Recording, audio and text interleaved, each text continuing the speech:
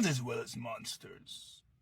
It's not mourning, and it's not good. What are we mourning? Nothing to be sad about. Now, what I'm going to talk about is mental health. Why? Because it's expensive as fuck. Why? Because it's important as fuck. Haven't you ever noticed, like, some of the most important things aren't things that you could obtain so easily?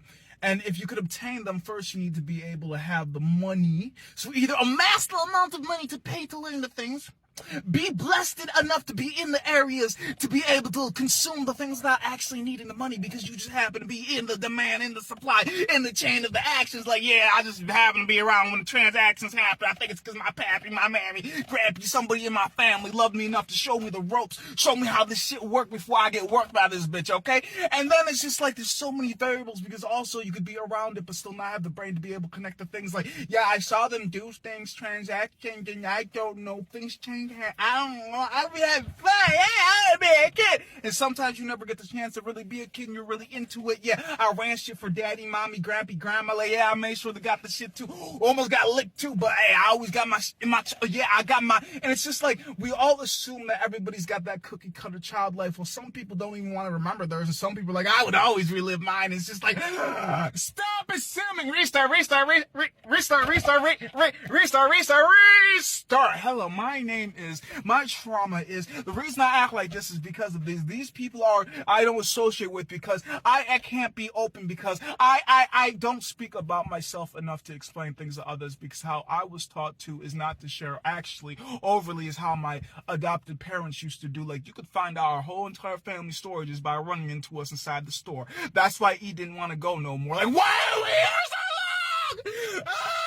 What the fuck are we grabbing? Why do we keep grabbing more? We can't even afford this. Why do you guys always bitch? Oh, y'all don't even know what love is. Y'all just chose what was easy for you. You a toxic motherfucking bitch, and you don't have any self-esteem or pride to even realize she ain't no good for you. But you'll stay for the kids. You'll stay because nobody else is gonna actually handle your shit. Still be out here looking for extra dick. Well, you're over here. Well, I hope you're cheating because that would be the only way to make it fair for you. Because in all honesty, she has no integrity or loyalty towards you, but she'll be posting this all around. We've been together for X amount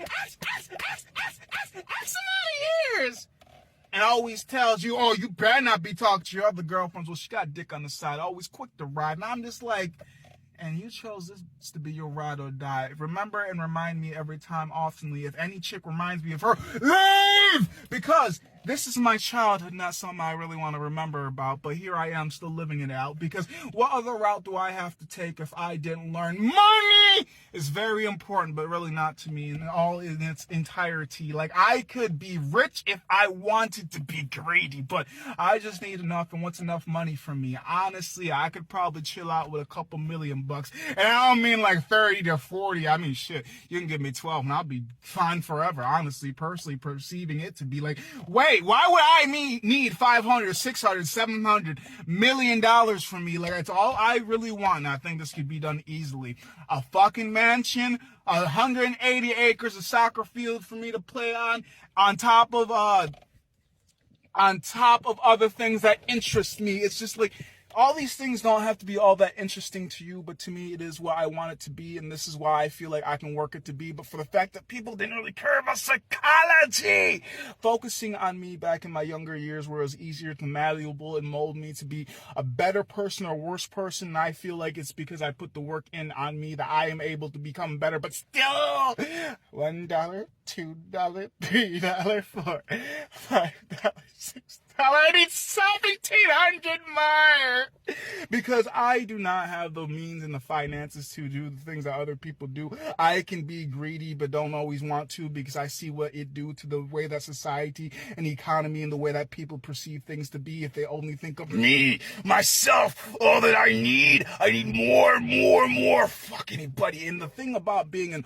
ultimate winner means that you're willing to do things that other people aren't willing to do. And honestly, I would lose just to have other people to play with because it's boring to play all by myself and nobody to play with. Be like, really, just be myself and I, all these voices inside my head, me switching seats, switching outfits, switching all this shit, but it's just me and my own loneliness. And it doesn't even matter if I'm in a room full of people, it still seems fucking empty to me. Are you kidding me? on the internet, and I can't get you guys to see it. This is what Scooby-Doo was trying to teach us. We already know the monsters, they're just wearing masks. Monsters do and don't exist, but seriously, most of them look just like you. They look just like me. They could be us. Honestly, don't you realize sometimes you are your own worst enemy? And for the fact that I was taught to lie before I was taught to be honest, I was the issue of why people thought, wow, you are so normal. What is wrong? Just stop acting like that. Stop acting so weird. Stop acting so different. Act normal. Hey, stop that. Stop that. Stop that. Ow. Ow, ow, ow. They hate when I'm myself. So, what can I do to please the people that I don't even want to be around, but because I have to be around them, who can I be just for it to be? Oh, not me. That's easy. Just gotta remember, this body likes when I shut the fuck up. This body likes when I talk too much. This body doesn't like to see me. This body would rather see me shirtless. This body wants this. This body wants that. And when they're all in the same room, it's hard for me to switch so quickly, especially from conversation to conversation. They all perceive me, but still see me differently. Like, how do I please everybody if nobody wants to please me? And if I'm not pleasing it with myself, if I'm not pleased within it myself, it's just mental health. What is right with me? Well, I don't abuse people, I don't rape people, I don't kidnap people, I don't molest people, I don't murder people, I don't try to endanger people. I'm an endangered person, to be honest. They don't like how I perceive things, so I'm just like, I small myself and I'm kind of big and muscular in some spaces, in some areas. I learned I am my only defense because of the way that I was brought up to defend myself verbally and physically. The pain never hurt physically as much as it did emotionally, because you'll get why my hand is on fire when I stick it in, but why am I always on the inside? It's because of the things that they say to me that I can't just repeat because, hey, you made that up. You're all gaslighting. I got this audio recorder. You want me to hit play? I will put all y'all on blast. Somebody gonna try to blast me away. Go ahead. Which one's faster? The bull of my finger. Maybe today, maybe tomorrow. I don't want you guys to feel no sorrow for me. I just want y'all to get me when I say I hate the fact that y'all don't respect mental illnesses for how they may seem. People learn to mask. It's all right. My shit is not their shit, and if I don't explain it, it's all right. They will never get the reason why I killed myself, but I have to make sure I write it very detailed in this note that it wasn't you, Grandma. It wasn't you, grandson. It wasn't you, uncle. It wasn't you, auntie. It wasn't you. It was me. Personally trying to walk through life unperceived, always unseen, but people always want me to act in a scene for them just to act normally. But what is normal for me? It is for me to be like this. But they don't like me because I'm too much. Okay. In a poor room, they could never afford me. In a rich room, they just think I am entertaining, marvelous. They would only pay me because, well, shit. They would never be around me, so they don't really love me. They just like the fact that their money can buy them whatever the fuck they want to. Exclusivity. I'm not saying that all fucking rich people are bad, and I'm not saying that all poor people are bitter. I am just saying there's a correlation sometimes between who you truly want to be and the allowance that money gives it to you. So what I truly want is free and peace. And money doesn't need to buy me that. I am freely peaceful, but finances keeps trying to knock on me like, hey! Looks like you've been skipping out on some money, Bubby. You owe us some stress. You owe us some weight. You owe us something, and we ain't seen you fucking cry or bleed in a long time. What the fuck's wrong with you? I figured out that if I want peace, I gotta find it inside of my mind, inside in time. I need to dig out.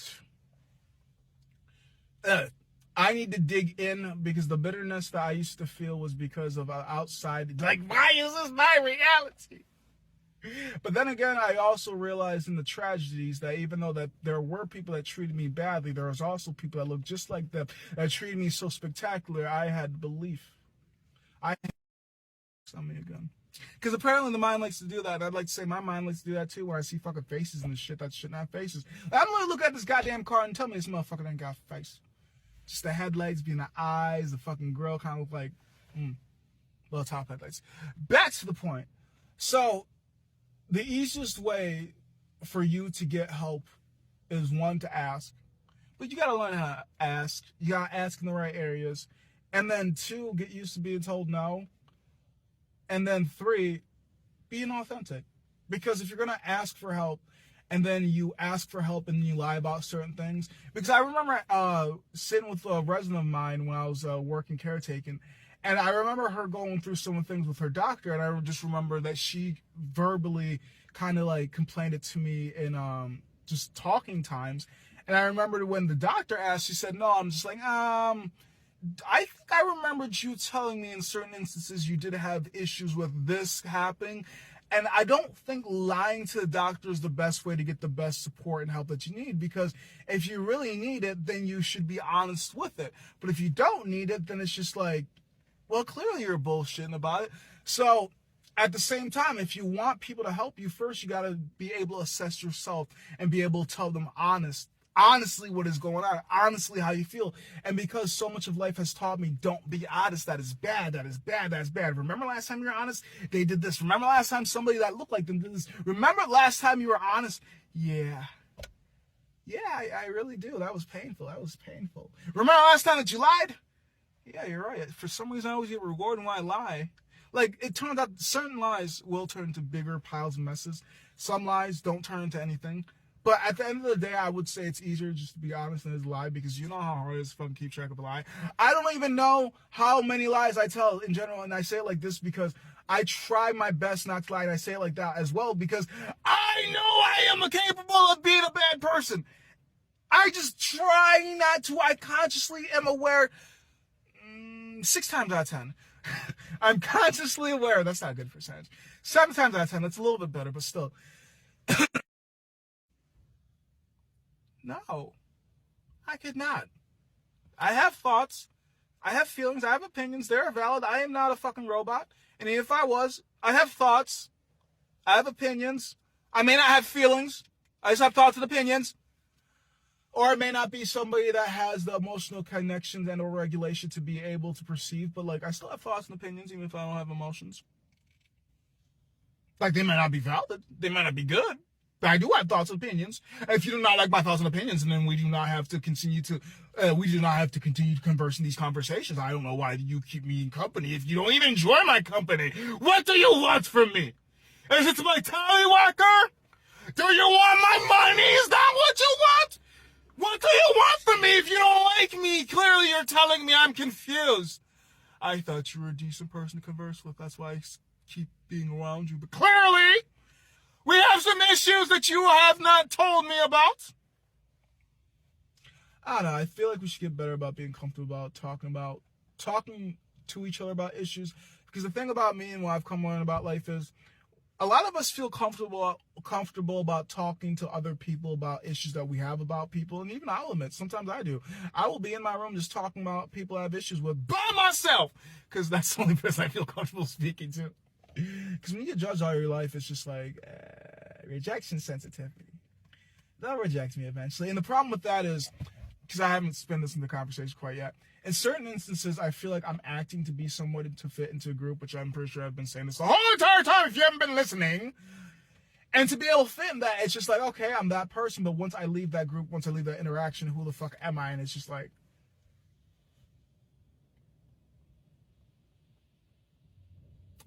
I just want to play a video game. I don't know.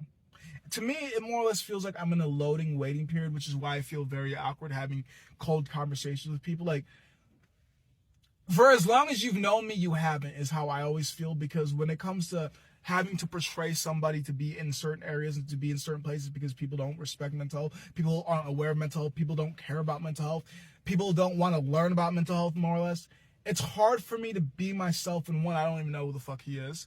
2, the versions of me that I could be and like to enjoy to be, most people are like, don't do that. And only special few like that version and enjoy that version, therefore they are my friends, because they're the only ones that encourage it and agree with it. Sometimes. Because there's some parts of it, they're just like, yeah, tone that down a lot.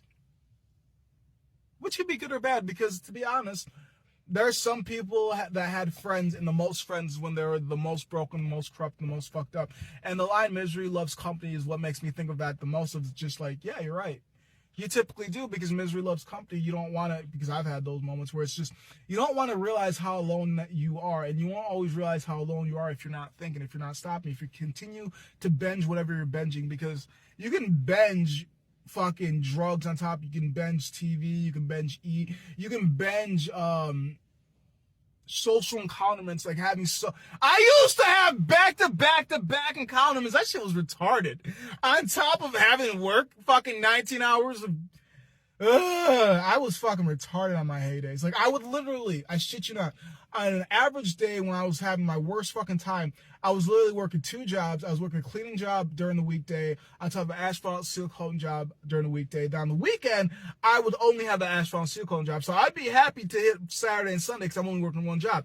But throughout the week, not only would I go to work and we didn't work till, like, I don't know, maybe 5 to 6 o'clock, I would still fit people in between, because technically speaking, well, 5, 6 o'clock some days, 7, 8, 9, all just really depend. 5, 6, I guess, would be the average for us.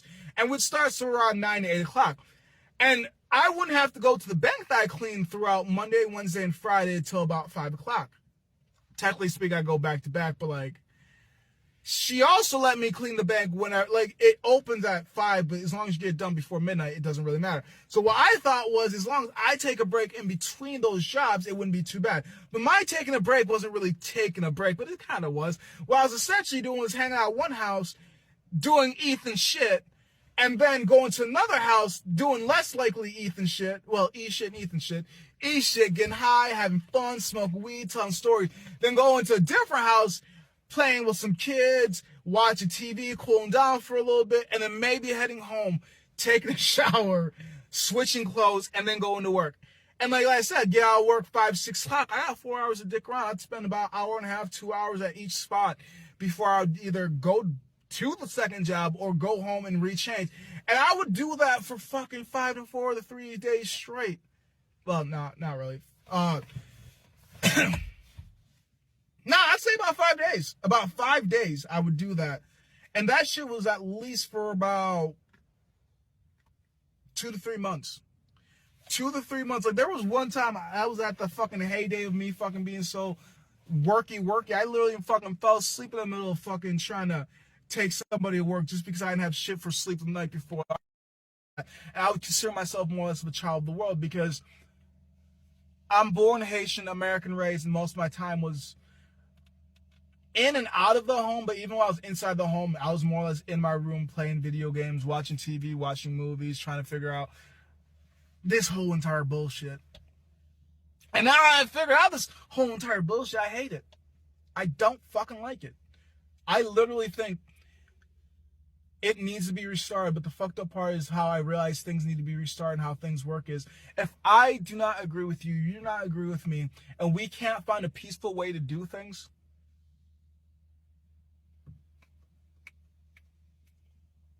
you haven't came up with a conclusion yet? I realize war is literally done for stupid reasons.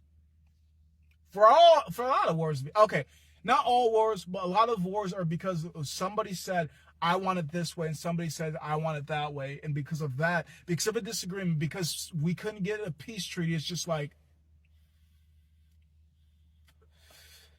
yep, I will send as many men as it takes for you to realize, other guy, and I will send as many men. And the fucked up part is, if from anything I've learned of any type of video game, if you take out the leaders, you don't really have to worry about the followers as much, because most of that energy and that hype comes through the followers. And I feel like this also happens if you kill the CEO of a company, not necessarily kill the CEO of a company. I'm not trying to promote extremism. Do what you need to do what you have to do, essentially. And that's what they have came to the conclusion of thinking of.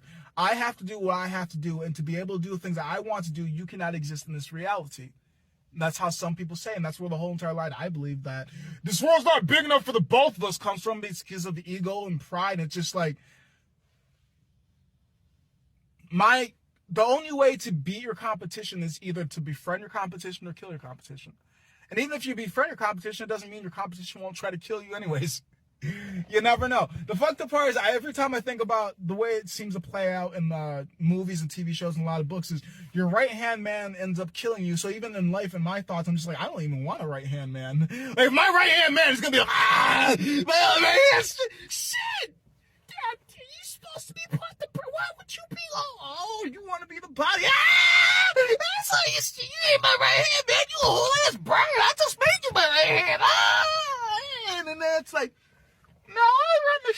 maybe they run the shit into the ground. We don't really know how shit goes.